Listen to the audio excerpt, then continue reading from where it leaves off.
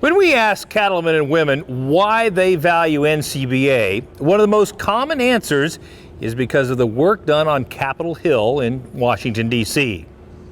And joining us now to talk more about these efforts is Todd Wilkinson. He's the chair of NCBA's Policy Division. Todd, let's begin. Tell folks just a little bit of the background of yourself and your own operation. Sure. I'm in a cow-calf operation with my son. He's been in it with me now for 15, 16 years. And then my family has Redstone Feeders, which is a finishing operation. We finish about 20,000 head a year in a confined feeding operation, monoslopes. Sure. Given that I'm from South Dakota, you can appreciate the need for being under roof. Absolutely, especially after last year, right? Absolutely, that is correct. It was a distinct advantage to be able to take them out of the mud. Yeah. So you devote a lot of your own personal time to serving in positions, and certainly the chair of the policy division requires an enormous amount of time. Why do you do that? You know, I just went through the interview process just minutes ago before coming over here. And what I told those people that were interviewing me is, if I'm going to make this big of an investment from the cattle standpoint and from a life investment, I feel like I need to be involved in the operation and actually having some input. Mm-hmm. And I have found that NCBA is the one voice that gives me the ability to move the needle. That's outstanding.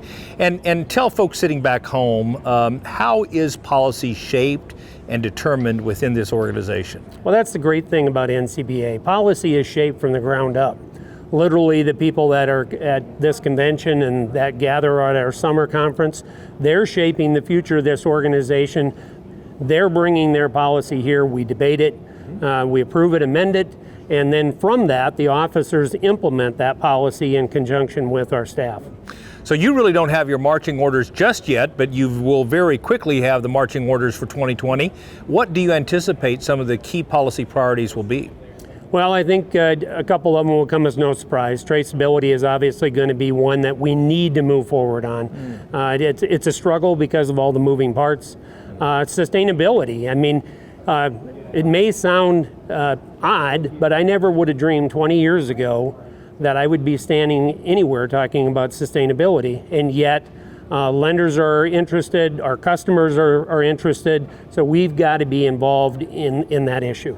So you said that NCBA is a grassroots-driven organization. Why is it so important to have such a strong membership base if we're going to achieve the goals you want to achieve in Washington, D.C.? Well, probably the biggest thing is for the average producer out there, if you really want your voice heard, you need to be involved in NCBA because that's your mechanism. Sure. If you're just out there complaining about the industry and you don't want to do anything about it, right, that's your choice, but then don't complain to me. Right. If you actually want to do something, then step up to the plate, get involved in the membership level, and come on in and enjoy the water. It's nice. Right, make your voice heard, right? Absolutely. Thank you so much for all you do and all you're going to do for our industry in the year ahead. We appreciate you coming. I appreciate the opportunity. Thank you very much. You bet. Every day, the NCBA staff is working on the policy issues that matter to cattle-producing families. Join in the fight for our industry's future by becoming an NCBA member. You can call 1-866-233-3872 or visit the website ncba.org.